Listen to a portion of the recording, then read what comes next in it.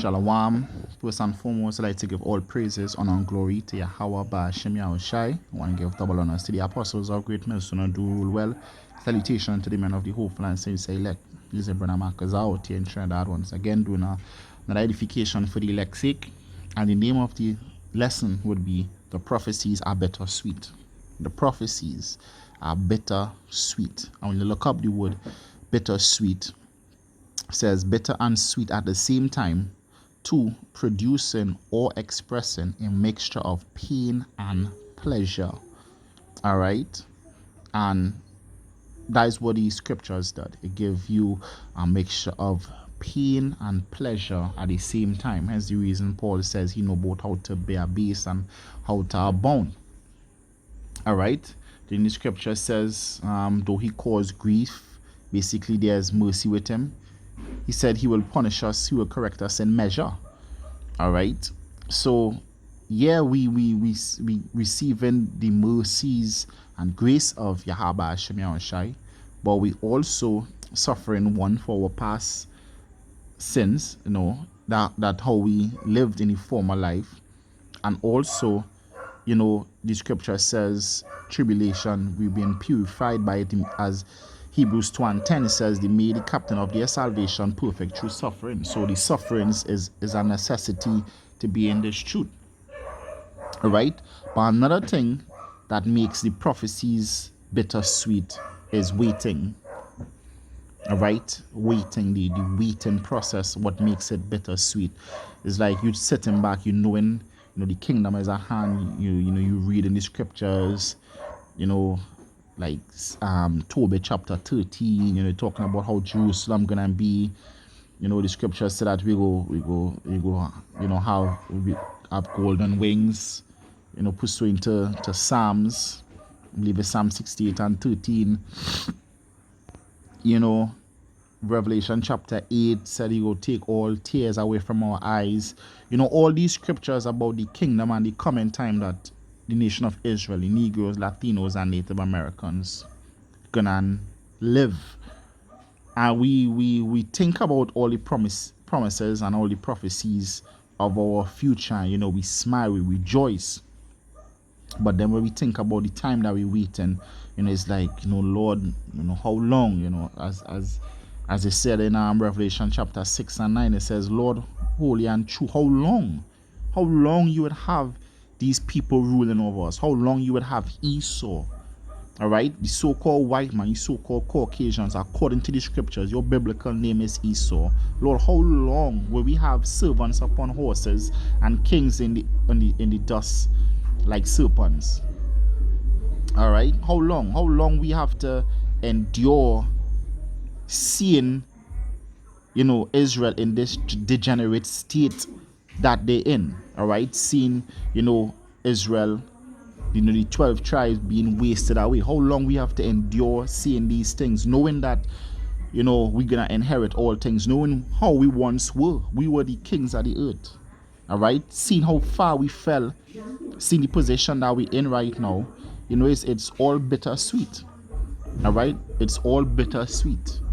All right, just the mere fact of knowing. The mere fact of knowing what makes this, you know, bittersweet. This is Revelation chapter 10 and verse 9. It says, and I went unto the angel and said unto him, give me the little book. And he said unto me, take it and eat it up, and it shall make thy belly bitter, but it shall be in thy mouth sweet as honey. So yes, when you now learn this word, you know, you are Israelite, you're gonna inherit all things, you're gonna have spiritual power, you think about all that, and you start rejoicing. Yeah, this is the best thing I ever heard. But then you realize that, you know, you have to wait, and you don't know how long you have to wait for. You know, you have the prophecies as a guide, but you have to still wait, you know. And on top of waiting, you learning this word. And then, you know, as the scripture says, light is given unto him that is in misery.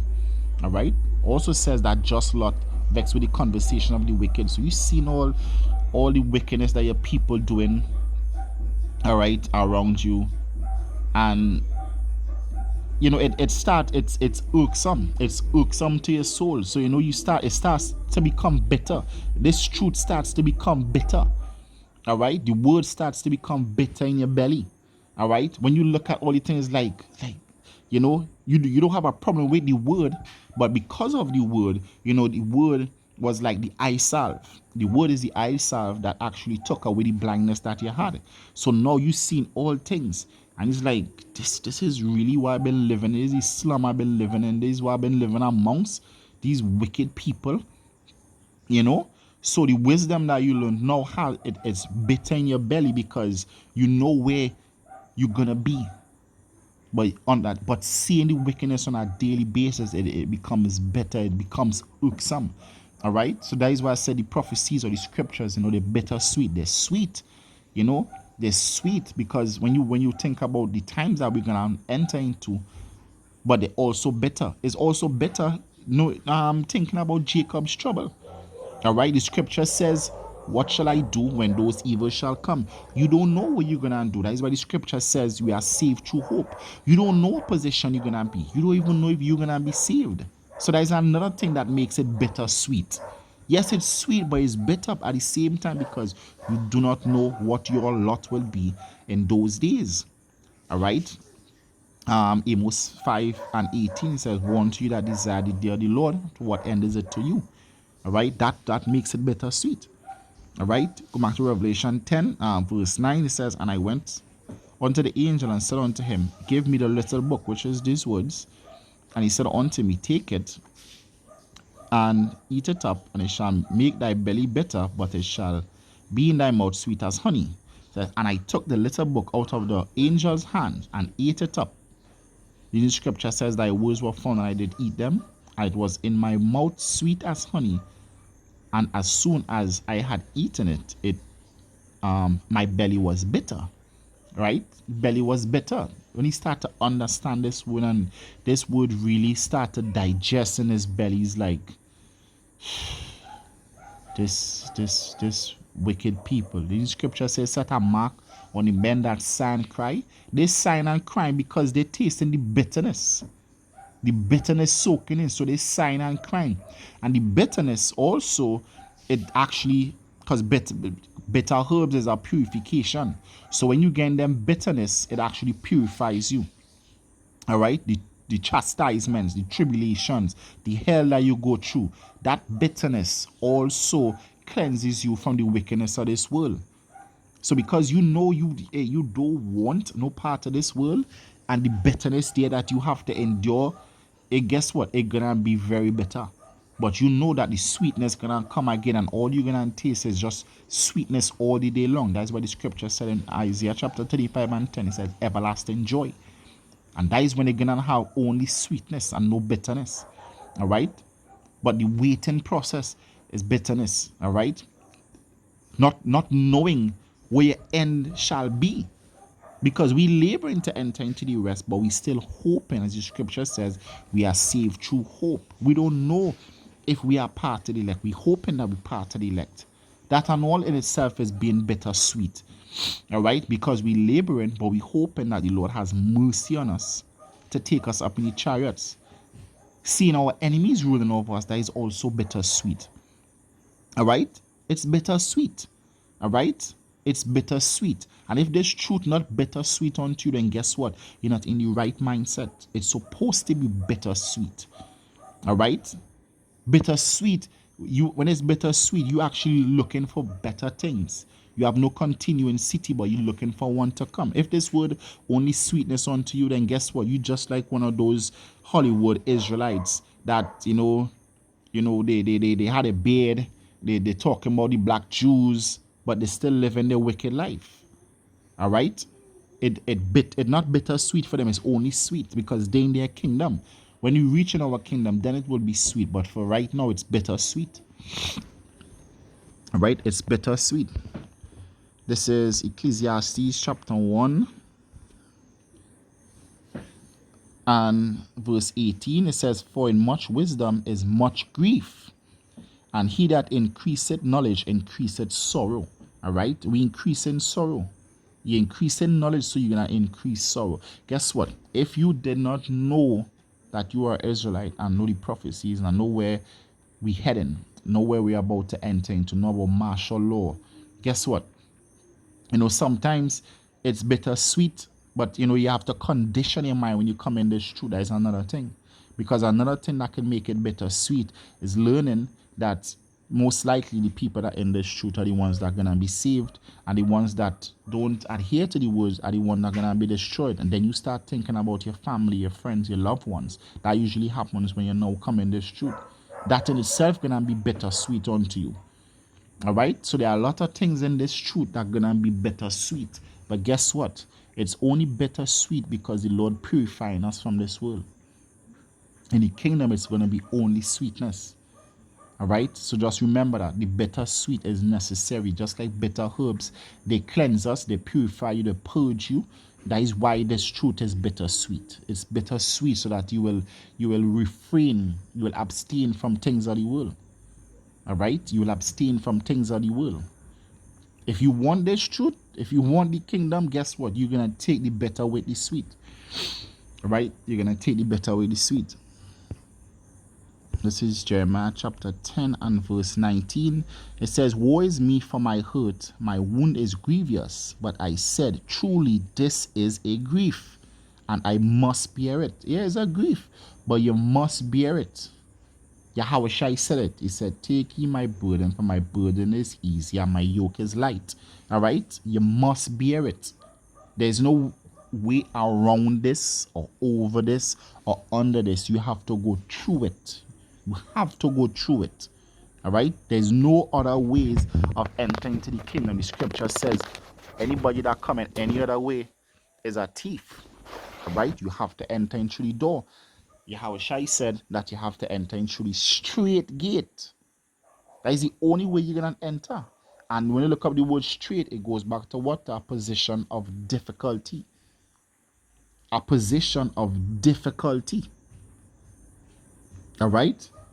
A position of difficulty. That is the only how. Through much tribulation, we enter Acts chapter 14 and verse 22. Through much tribulation, we enter into the kingdom of heaven. All right? Through much tribulation. This is 2 Ezra chapter 7 and verse 14. It says, "If then they that labor not to enter these straight and vain things, they can never receive those things laid up for them." All right? So we have to go through the straight things. We have to go through the hard. All right? Verse 17, it says, "Then answered I and said, O Lord, that bearest rule, thou hast ordained in thy law that the righteous should inherit these things, but that the ungodly should perish." And this is sweet when you think about the wicked going down and you being part of the righteous, yet it's sweet. It says, "Nevertheless, the righteous shall suffer straight things and hope for wide." This is where it gets bitter, because now you realize that, pursuant to 2 Timothy 3 and 12, "They that live godly shall suffer persecution." You're going to catch hell. All right? He says, "For they that have done wickedly have suffered the straight things and shall yet not see the white." So both of us going to suffer. And these are another thing that going to make it bittersweet. The scripture says, "We are all our partakers." So we all going to be partakers of the chastisements. But guess what? Not all of us going to enter into that rest. That is another thing will make it bittersweet. The waiting process. You're not sure. Hoping. We just hoping. We hoping that we make it. We hoping that we make it. But the scripture said that, that after you have done the will of the Lord, you will receive the promise. You understand? You taught others, but then guess what? You won't make it. All right? And that's bittersweet in itself. All right? Because guess what? We can't be too proud. We can't be too sure of ourselves. Having the mindset that, yeah, we're part of the elect, so to hell with everybody else. Guess what? We don't know. We don't know. We don't know. All right? We don't know. We hoping that we're part of the elect. This is Hebrews chapter 10 and verse 36. It says, "For ye have need of patience. There's another thing will make it bittersweet, the waiting process. For ye have need of patience, that after ye have done the will of Yahweh, ye might receive the promise. You might receive it. That's bittersweet in itself. After you have done this truth, push this word, evangelize, taught, catch all that hell, you still might receive it. It's still not guaranteed. You still might receive the promise, yeah. Because guess what? We are hopeful elect. We are hopeful elect, and that is why no flesh should able to glory before the Lord Yahweh Hashem Yahushua, because after you done all that, it's still up to the Lord to accept you. It's still up to the Lord Yahweh Hashem Yahushua to accept you. This truth is bittersweet. This truth is bittersweet, and guess what? We all have to endure the bitter, the sweet as well as the bitter as well as the sweet, right? We have to endure the bitter as well as, as the sweet. All right. So, with that, I hope it was edifying. Want to give all praises, honor, and glory to Yahweh Hashem Yahushua. Want to give double honors to the apostles of great millstone and do rule well. Salutation to the men of the Hope Plan Saints elect. This is Brother Marcus out here in Trinidad saying Shalom and stay strong. Shalom.